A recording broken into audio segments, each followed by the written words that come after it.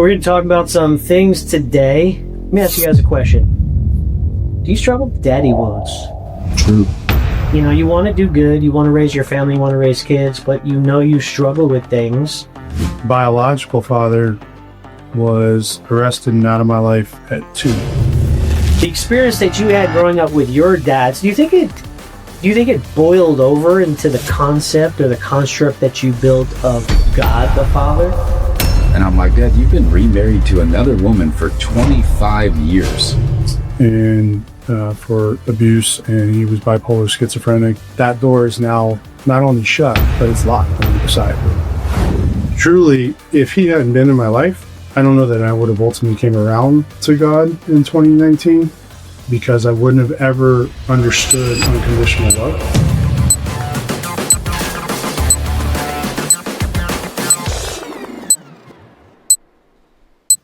What's up, gentlemen? What up? We're here again. Yeah. Notorious Sinner Podcast. So we're going to talk about some things today. Let me ask you guys a question. Do you struggle with daddy wounds? Yeah, good daddy issues. Yeah, I do too. Yeah, bro. We're going to talk about that. I have an opening statement for you. Got to ask this question, okay? Well, it's more of a statement. Most men aren't fighting with God. They're fighting with the version of God that their pain invented because of their fathers. True. Let's unpack that statement real quick. I think this is such a common issue that guys struggle with. It's like, you know, you want to do good, you want to raise your family, you want to raise kids, but you know you struggle with things. Sometimes you don't even realize until it's like in your face and somebody points it out to you. But it usually all points back to how you think God is how you think your father was. Or how you were treated by your dad is how you think God's going to treat you, right? Mm-hmm. And I know my own life, I've gone through that, and it's been, I say this all the time, 40 years took me to learn this and overcome it and get over it. But why don't you guys share with me? We'll kind of go through this real quick. What was your experience with your dads growing up?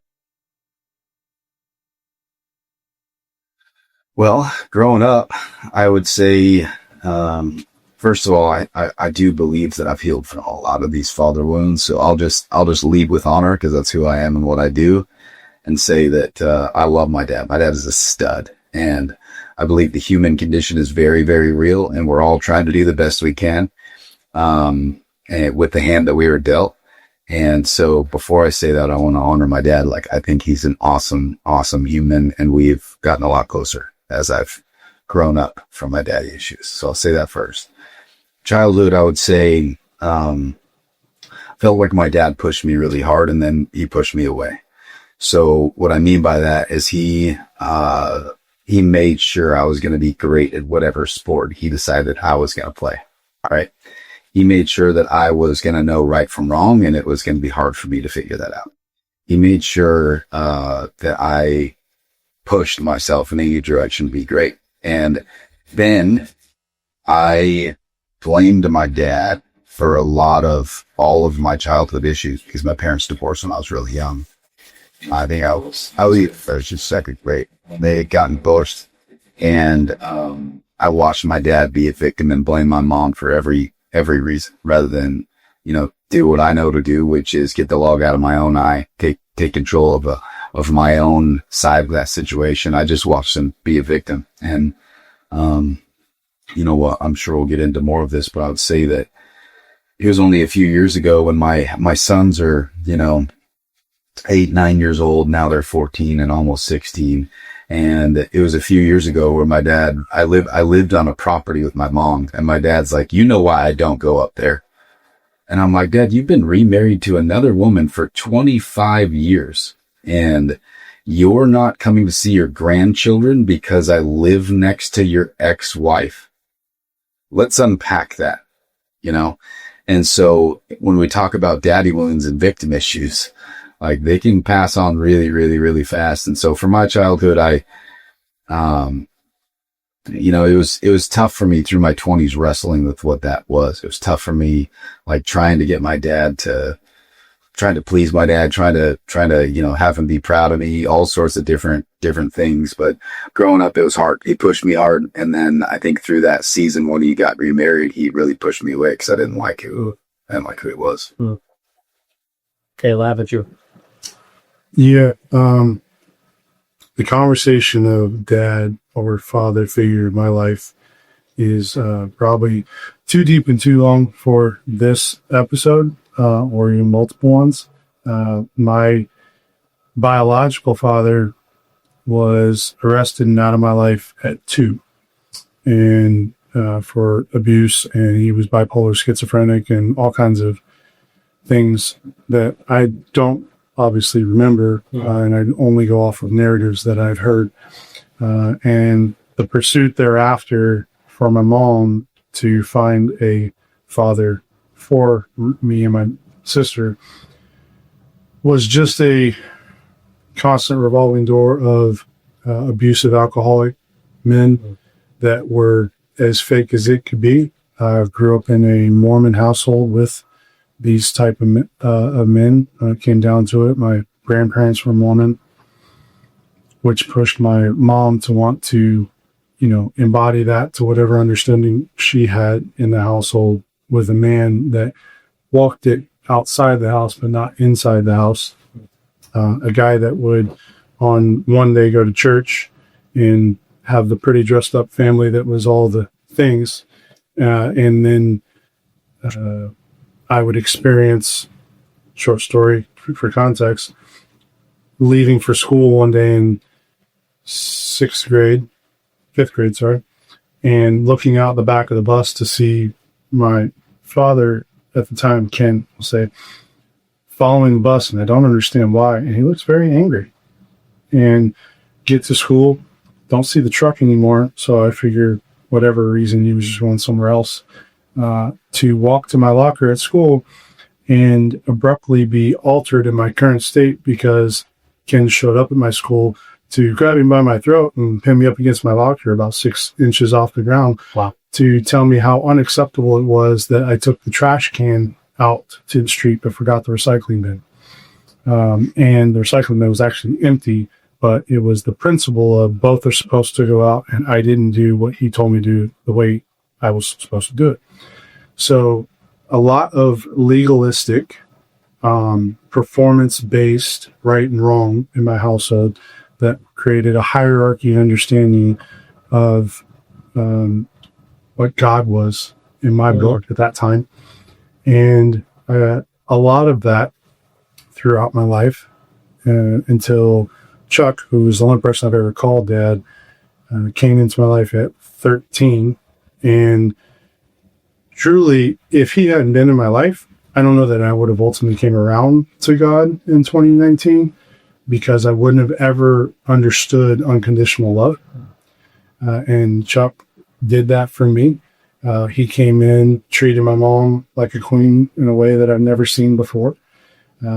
Treated me and my sister like his own kids, and had standards, had principles, but also was full of grace and understanding and conversation. And he didn't have to perform to get his love. He would hold you accountable, but he also knew you could go to him for anything, and he loved you for anything.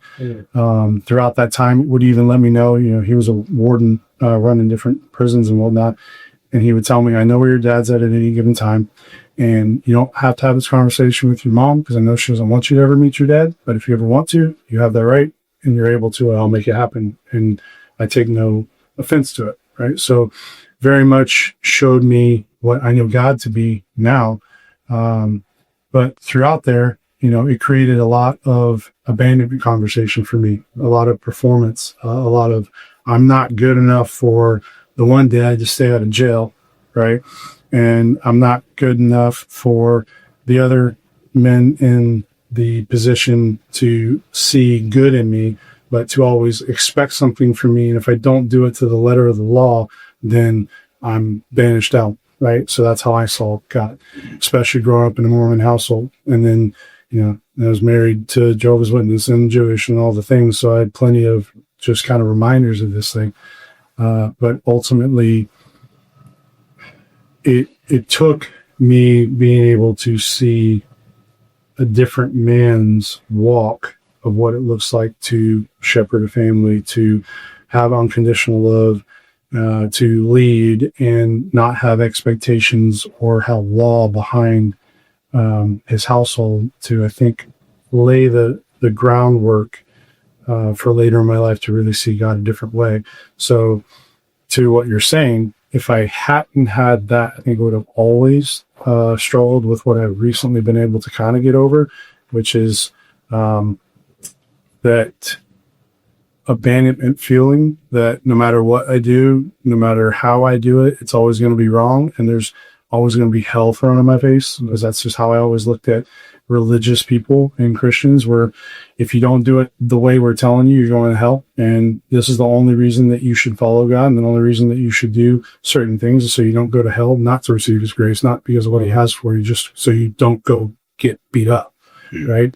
And I carried that for a long time, not to kind of monopolize the time there, but the other factor of that is I always wrestled, and I will always wrestle with, to an extent, my biological, because he came out of jail in about 2012 and started to pursue conversation, and I shut it down because of resentment and pain and narrative and gossip, like we do with church and God. Often, I think a lot of people make up their mind about what other people say and what they feed us, or what people get fed off of people's opinions and remembrance and narratives of things, like I did with my mom about my biological.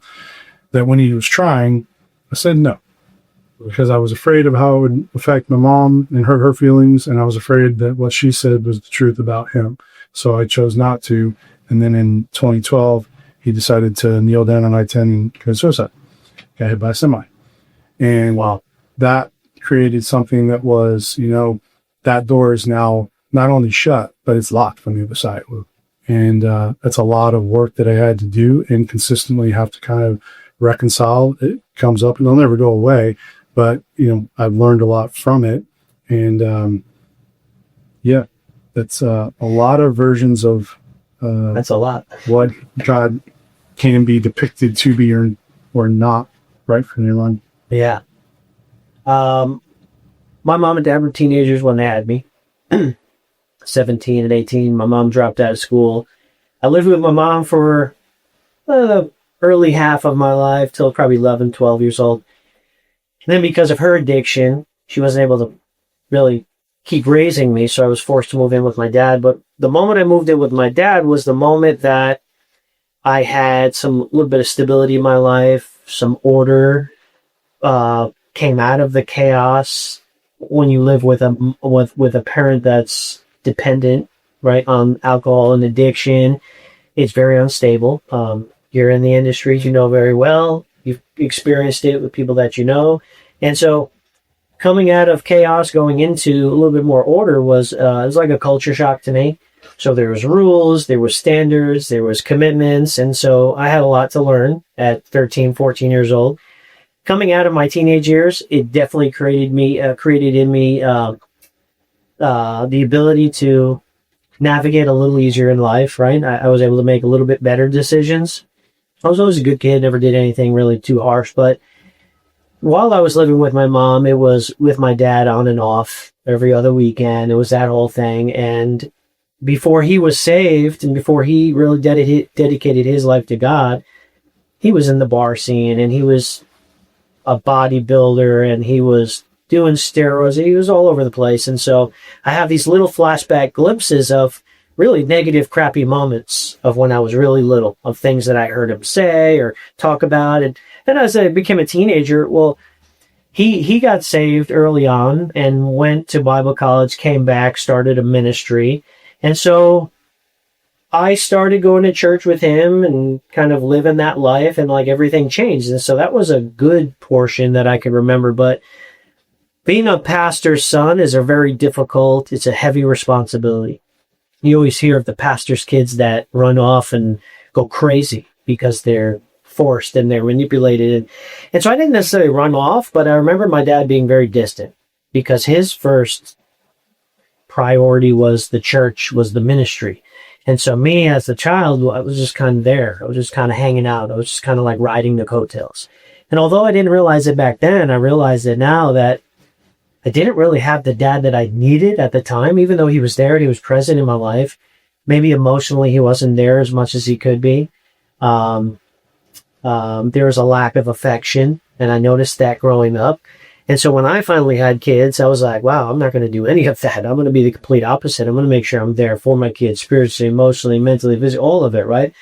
And so later on in my 30s was when I had a big falling out with my dad. And so we're currently in a little bit of a estrangement, right? And so now I'm going through more hurt and more pain than I did when I was a teenager and when I was growing up. And it's a really crazy dynamic because usually you go through it early on in life and you work through it and you get over it.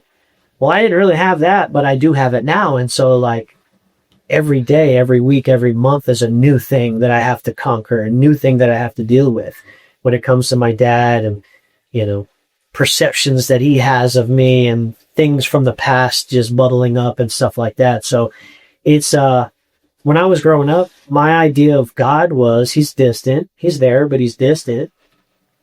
He's running his church, God, right? God's running his church. He's not really worried too much about what I'm doing, right? So who am I? I'm just kind of in the background. That was my idea of God. Now that I'm a man and I know that's not God, I'm like recreating this image of God in my life.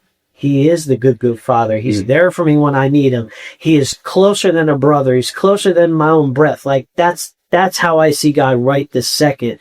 But growing up, I didn't see him like that. And so my question for you guys is, do you think the experience that you had growing up with your dads, do you think it boiled over into the concept or the construct that you built of God the Father in how you respond to God and react to God in your like everyday life now? Do you think that had a big part to play in how you viewed God growing up?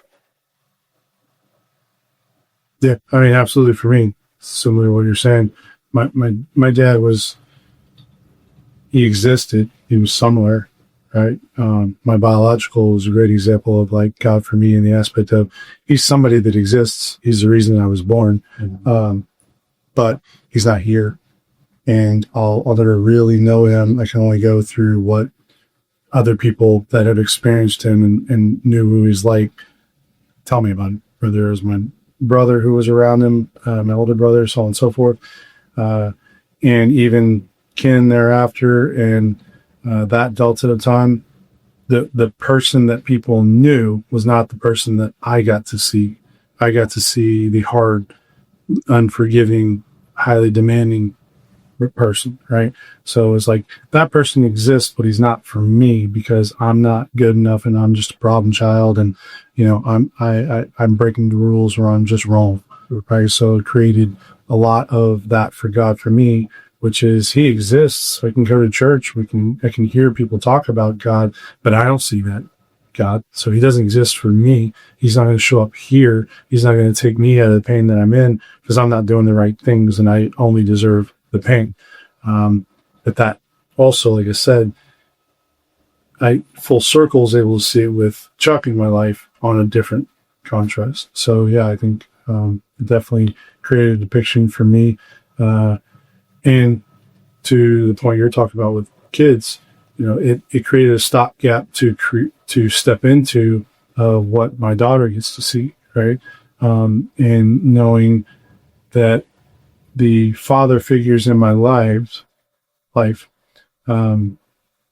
have probably shown me more what not to be and where to step in, and to fill that gap is one thing. We all want to be the one that changes it for generations to come.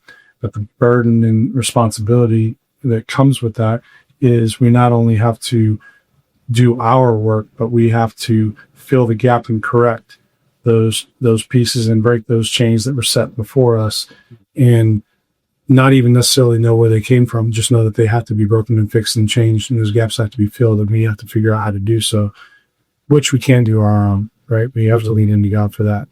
But that is a something that I get to do with my daughter.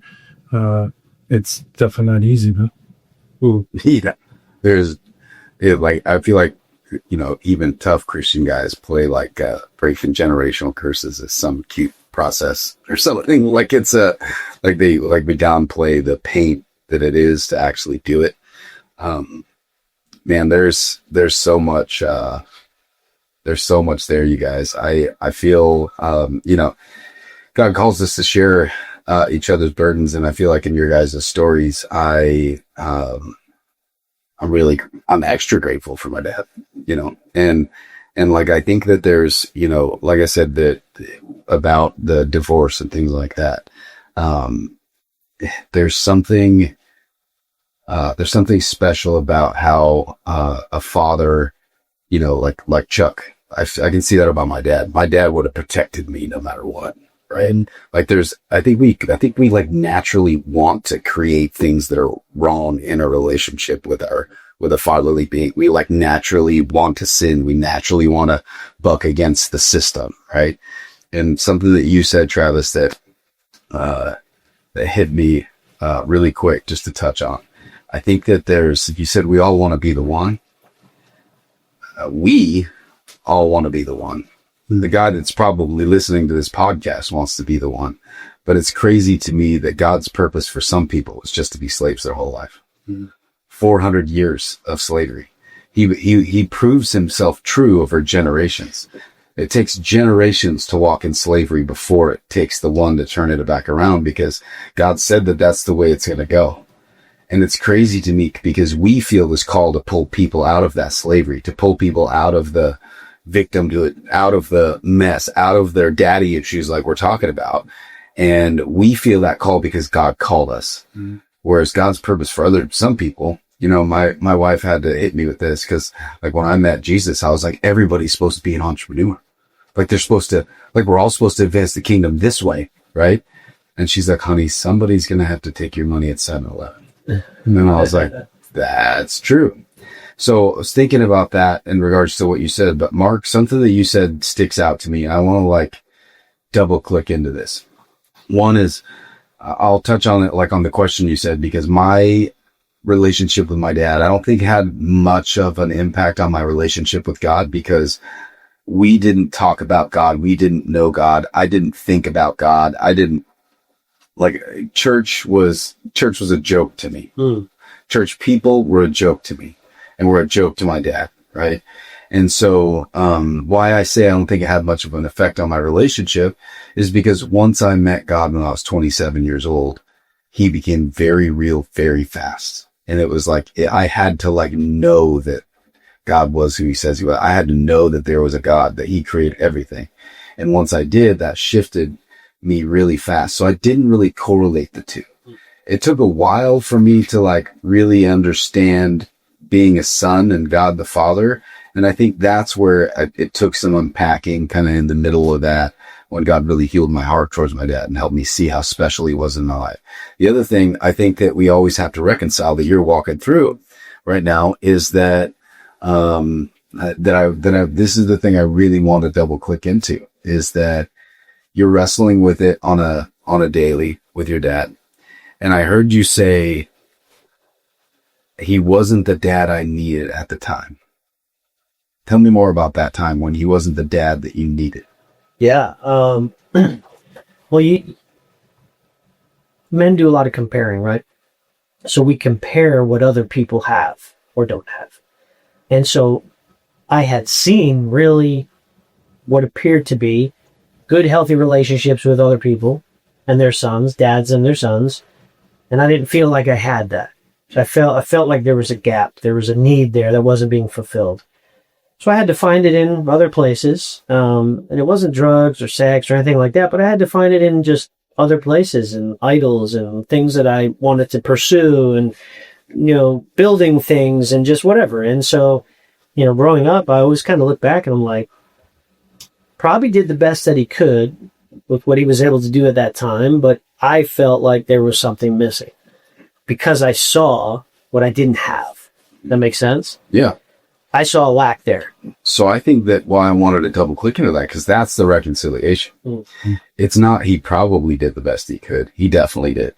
That was what he had. You know what I mean? The other side of that is like, that's where true reconciliation and healing has come in my life, I think, is giving him all of the grace that every single human needs, right?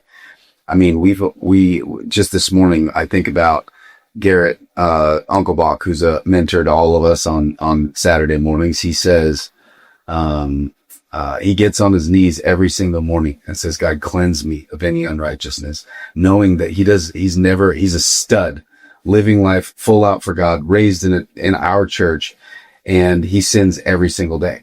We all miss the mark every single day. So until that grace is fully extended to our fathers, it's really, really hard to fully extend it to ourselves. And so I think that each time, I'm saying that because each time I've had to like come back to like God the Father. And there's so many different scriptures that talks about God the Father has adopted us as sons. And that's why we're talking about this issue. Is he even talks about like, even if whether you feel like you got the right parents or not, you obey them so that you can understand how to obey the Lord. Right. And that's a model. And so, I just think that there's something truly powerful to seeing that, like, your dad did the best he could with the hand he was dealt. Sure. I was mad at my dad because I thought he was chasing tail from the time he left my mom, right? Until he found the one and that he was going to marry. And then they did that, but it's like he stopped paying attention to me. Well, guess what, man?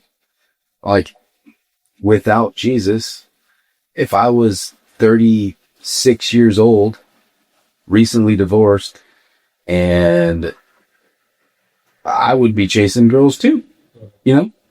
And like, how am I supposed to be mad at my dad for following his flesh when he didn't even know how to follow the Spirit? How am I supposed to be mad at my dad knowing that I'm the one in my family who makes it possible to build the bridge to heaven for them? You know? And so I'm just thinking through a few of the words you said and the guys continually struggle with, which is like, no, your dad officially did the best he could.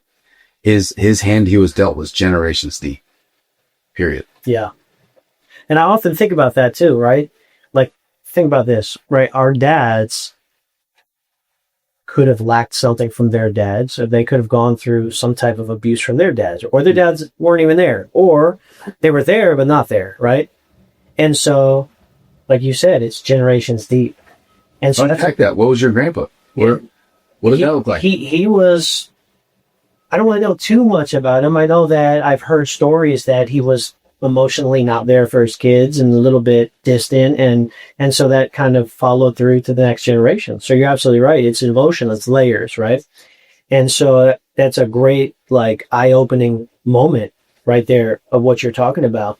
If you were to, because we have this framework that we go through in each podcast, unlearn, unlock, and unleash. If you were to give the guys, whoever's listening, an area to unlearn when it comes to this whole father wound subject, what would you say that area is? What do they have to unlearn?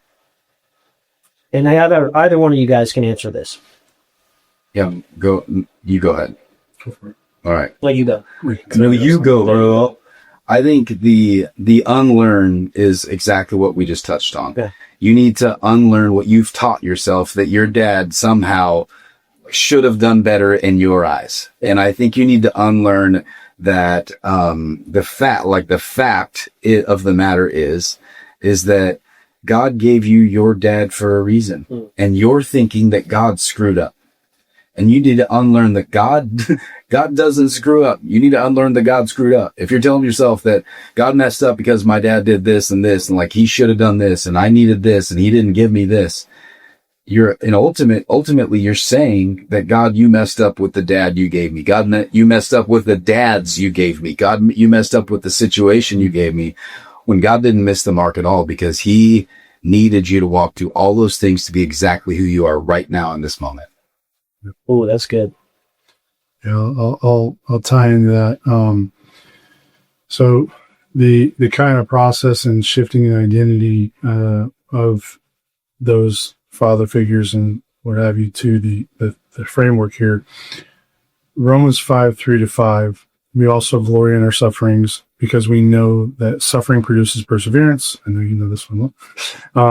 Perseverance produces character. Character produces hope, and hope doesn't put us to shame. In Galatians 3:13, Christ redeemed us from the curse of the law by becoming curse for us. I could go on and list a few. Like the real recap on Exodus 25 and Psalm 112, basically, curse travels 3 to 4 generations, right? The blessings travel to thousands. So the way I went about my life of I'm going to not be who they were, I'm going to not be who my family has been, I'm going to be that stopgap, is on my mom's side, everybody's had 3 failed marriages. Literally. My sister, my brothers, my mom, so on and so forth. And, you know, I set out at 21, got married, got the house, did all the things that I performance-wise thought was required. Right. And I was wanting to fix it. I was going to fix the curses, but I also had the ego of not being able to see that I can't fix something I haven't gone through. Right. I only see the lens of what they went through, and I don't know where that came from. I don't know what their curses were before. I don't know what their experience, what they were handed was before. So fast forward, go figure. I've had 3 failed marriages.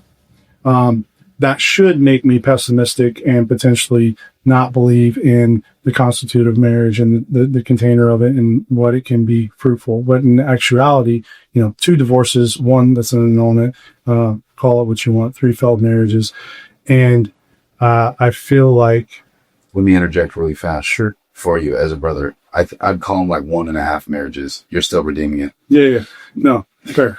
So my takeaway on it was I'm super excited about the 4th one because the 3 to 4 generations conversation from Scripture, I have in retrospect been able to identify and see there have been 3 to 4 generations of me that God has built and put me through. Like what Jared once has said that stuck with me is Travis Ayla lives life a little faster and harder than most. Yeah. So like a decade of going through things for me can be a full generation if I'm submitting to what God needed me to see and learn through that, right? So each of those marriages being a generation process for me and going through all the laps and the experiences from the modeling, because more is caught than taught, that I received watching marriage done poorly, watching fatherhood done poorly, watching, you know, all of those different homes be broken, that now I've gone through the process that I've had to witness of what was done before me to know how do I now break these into this 4th generation. And I can feel confident in knowing that I'm going into this one fully submitted with God, obedient, not performing, not trying to reenact, not trying to break what other people did and what other people showed me shouldn't happen, but only listening to what God's showing me I need to do and watching that modeling carry out for my daughter, for example, and how that sets a whole new trajectory of not needing to go through it herself, because I had to literally go through what I watched it happen. I couldn't just be like, okay, well, we're not doing that. I can declare that all day, but what does that look like? Because I haven't experienced it. I haven't experienced my tone in an argument with my wife at a time be a 2 for me, but a 12 for her because of what she was seeing growing up and what I saw growing up. I haven't been able to learn these things in failed relationships and failed marriages, so that when God does give me the right one and has me in the right timing and position and maturity to actually model out the right one that my daughter gets to see, now that curse is broken, it's buried, those chains aren't carried anymore. And it only happens because of the trials and burning I went through that He built me to be able to go through. Man. God just doesn't do accidents, bro. And you think about everything that you just said. I think, like, first of all, for anybody who's wondering what it sounds like to walk in a healed heart, that's what it sounds like. And your healing, your freedom is for you. And to talk about, like, we've talked a lot about unlearn here. We got to unlearn that the correlation between our dads and God the Father. You know, we've got to unlearn how messed up that can be and realize that God is a perfect father. And I think some of the unlock is when you start to really, really understand that. You start to walk in a healed heart and you realize that He didn't do any accidents with your dad. He definitely didn't do any accidents with my dad. I mean it. Like, I love my dad so much. He just went like 1,000 miles out of his way on a road trip to come see me from how reconciled our relationship used to be. Right. And that's the power of God. And that's the power when he truly heals your heart. But look back at all of the trauma, all of the things that you walk through and all the things that you heal from. Pastor Keith, he talks about when you grow through what you go through, you find breakthrough. But most people miss that breakthrough is never about you, because your life is not about you. And Ayla's talking about it in a beautiful way. That breakthrough is for his daughter. That breakthrough is for generations to come. But that breakthrough is for everybody who comes in contact with it. That's the beauty of discipleship. That's the beauty of living life for Christ, is that you're breaking chains for everyone that God brings across your whole life, right? And so you have this ability to reframe everything that's ever happened to you. You can look back at your life with new context and be like, God didn't give me my dad for an accident. He didn't do an accident in any one of those seasons. Wait a second. No, he didn't do an accident in my dad's dad. Okay. He didn't do an accident in my dad's dad's dad.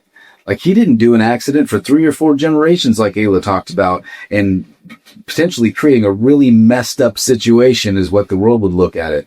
But like Travis said, Romans 5:3-5, James 1:2-4, consider it pure joy whenever you face trials of many kinds, not if you face trials of many kinds, for the testing of your faith produces perseverance. And that perseverance can literally change everything. So if you look back at these bad situations, you turn them into good situations, knowing that there's 7 billion humans walking the earth, and 99+% of them walking around with busted hearts towards their father, towards whatever circumstance. They're walking around busted, thinking that God's not for them, that God's against them. And so all of those breakthroughs, I think the unlock for purpose in life is really realizing that what's in your heart to transform generations, like you just heard from Travis. Then what's in your hand is your experiences. What's in your hand? Like when Moses came to God at the burning bush, and Moses is like, I got this speech impediment. I'm not sure I could go on this great mission and free these captives, God. God's like, what's in your hand? It was a staff, and God showed him what he can do with what's in your hand. And most men miss that the unlock for the purpose in their life is turning their pain into purpose, realizing that their pain was for a very real reason, so that they could heal from it and they could give it to the Lord. They could walk as a son in the Lord, and then they could give that breakthrough freely everywhere they go. Yeah. Such a good point. I'm going to stick to my notes on this pointed and don't get on a tangent. But, from the unlearned perspective, I would say the pain you inherited is not your fault, but it is your responsibility. Cool. And the unlock would be that the God your father showed you is not the God who is actually there. With the unleash, I'm going to bring back in those 2 scriptures, Exodus 25, the iniquity of the fathers. The iniquity of the fathers travels to the 3rd and 4th generation. Because that's important to know, that what you're receiving from your father can be what's traveled from those before him, and not necessarily him and his actions. It's just him carrying what he's carrying. In Psalms 112:2 says, the children of the righteous man will be mighty in the land, right? So a very important statement that I've written here that resonates with me, and I hope it does with others, is the same generational force that carried the curse can also carry the blessing. Right. And we're not just healing ourselves, we're rewriting what every person that carries our name afterwards inherits. And that's how I look at it with my daughter. That's the responsibility that I've chosen to take and be aware of, and something that I get to work through and carry and break and solve for those coming after. And knowing that doesn't necessarily mean that I get to enjoy it fully, but that somebody is going to, because I chose to suffer through it and identify it. So good. Keith, Pastor Keith, pastor of our church, we go to, he talks about, Jared, about giving meaning to things, right? Like meaning to meaning. Giving meaning to meaning. So such a great it really comes back to identity, right? Because like if your identity's rooted in the pain and trauma that you went through, well, one of the unlocking mechanisms is you going back to those moments and giving a different meaning to them, right? Where you felt hurt, where you felt pain, where you felt trauma, going back with a renewed heart through the lens of how God wants you to see it, forgiveness and changing the literal meaning of what you went through. So like I've done some inner healing throughout the last couple of years and going back to my childhood of where I felt rejected and where I felt, trauma entered in. And part of the inner healing process was like, Jesus was there with you. He was in the room with you. He didn't leave you. He didn't forsake you. He was there with you. He was holding you. He was guiding you. He was hugging you, right?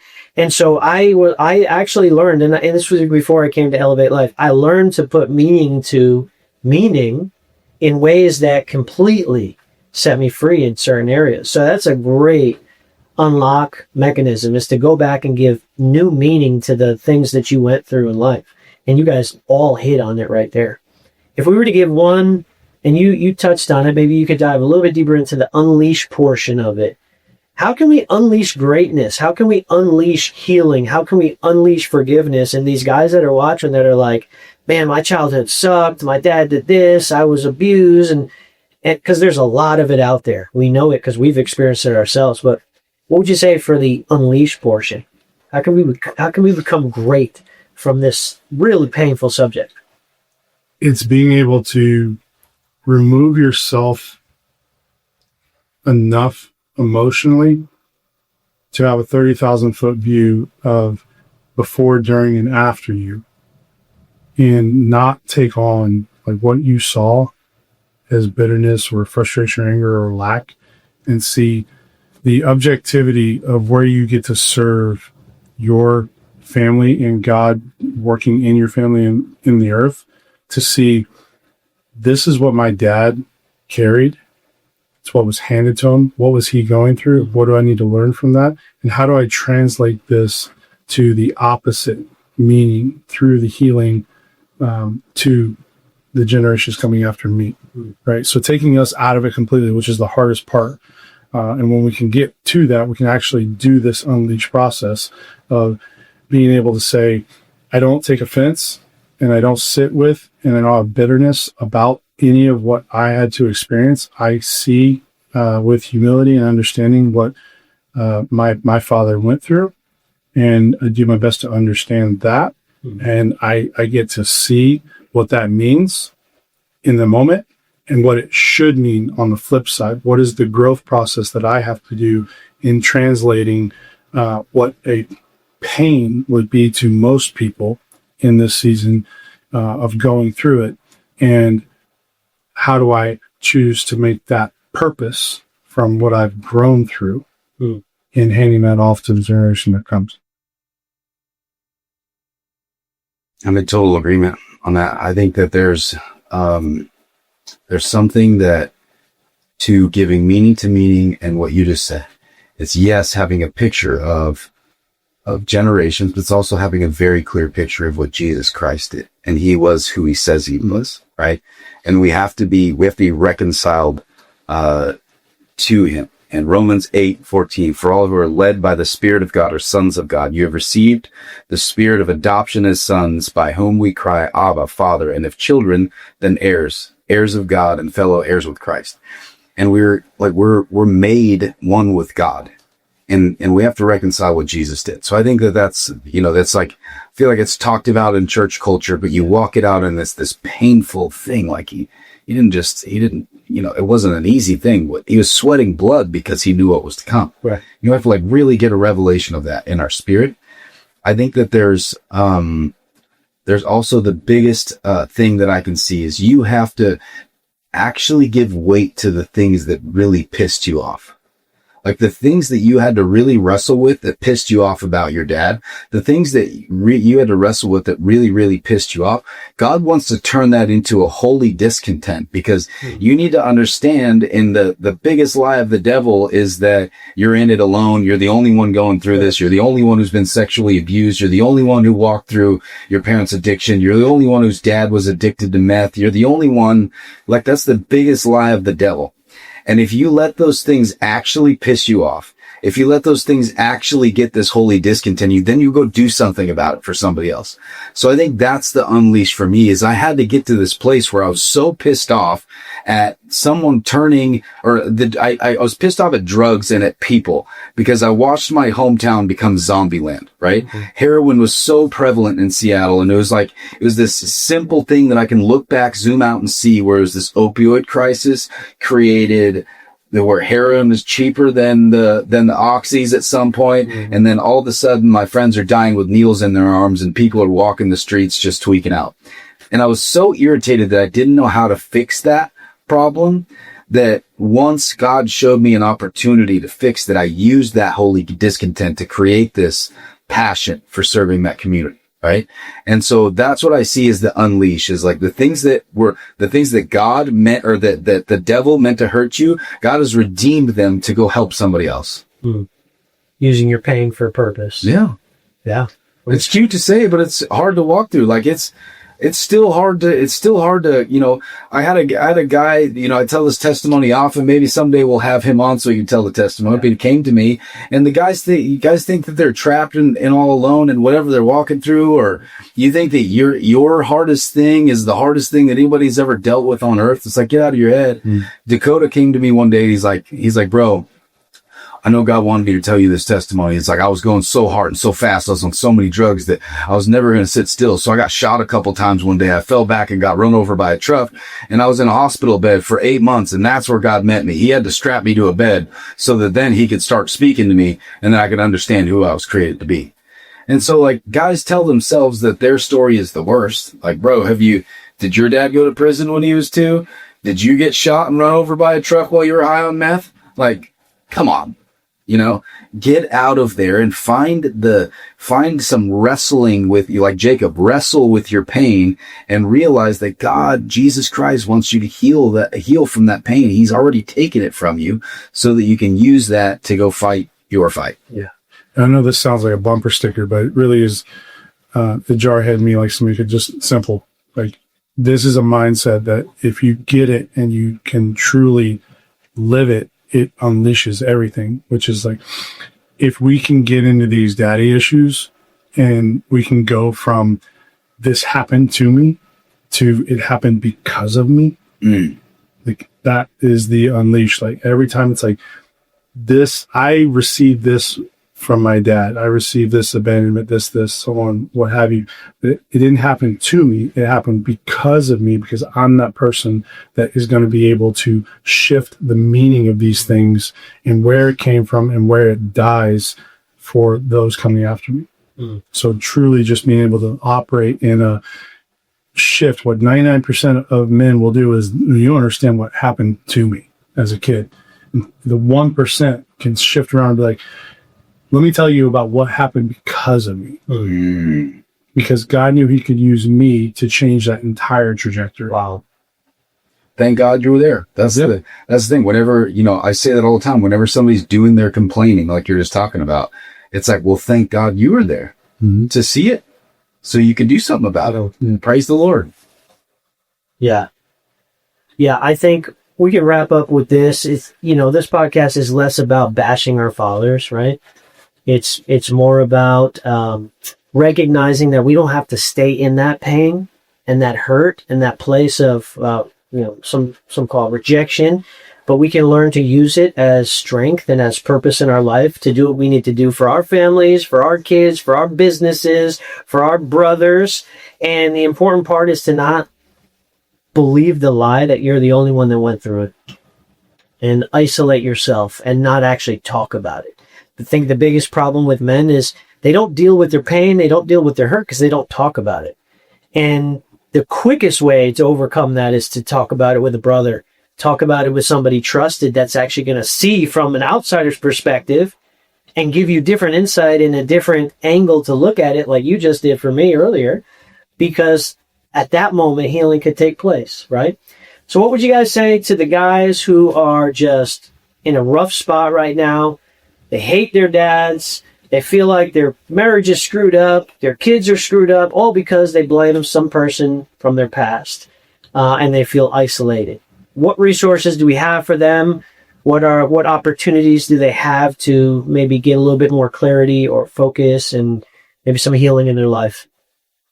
Yeah, joinunstuck.com. Obviously, we have a lot of resources there. It really is just how you choose to look in the mirror. So, like, everybody's going to run their race one way or another. Everybody's got a distance that they have to handle. Every guy's hardest thing is his freaking hardest thing, no matter what. Mm-hmm. The three of us can go travel 100 yards. We're all going to travel 100 yards.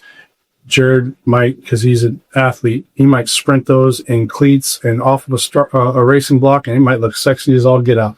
I may have to low crawl it, and you may be bear crawling it, but we're all going the same freaking trajectory in different ways. It doesn't matter how we get there. We have to just go through it. So stop thinking you're the only one that has a distance to close, and stop caring about whether you're wearing perfect cleats and you're an athlete doing it Usain Bolt style, whatever, or if you're low crawling it and it's taking every ounce of energy that you have to get there, just get there and stop trying to do it by yourself. Yeah. Just comes down to the effectiveness question for me. Mm. If you're pissed off at your dad, how's that working out for you? Yeah. What's back to this podcast? Yeah. What are you getting out of life? How's that working out for you?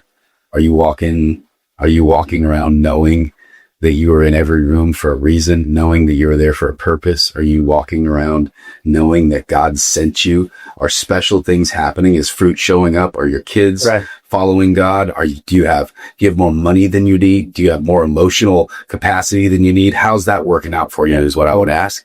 And back to sponsored by joinunstuck.com, because holy cow, man. Inside that brotherhood, we watch guys get free of their mess, and we're all walking through it. So stop telling yourself you're in there. So that's the echoing message. There's two guys watching this, and one, you might got some motivation from hearing this. Cool. You'll watch a few, and then you'll move on to the next thing that motivates you. So hi while you're here. Then there's the guy that this irritates. And if this irritates you, you're probably going to want to not come back to the next episode and look forward to you staying around forever, because that's the guy that we're talking to. Is if this is irritating you and offending you or pulling something out of you that's uncomfortable, then this is where you're going to find break free. And that's why we're here. If you got offended by this podcast, if you got triggered, if you got a little bit ruffled in your feather area, click the like button, subscribe, share this with a friend, and make sure you join us, because we're going to talk a lot more about this type of stuff that we go through, because guys, guess what? We're all going through it. None of us are perfect. The only one perfect is Jesus Christ, and he's a good father. So appreciate you watching. Make sure you stick around. We'll see you guys in the next episode.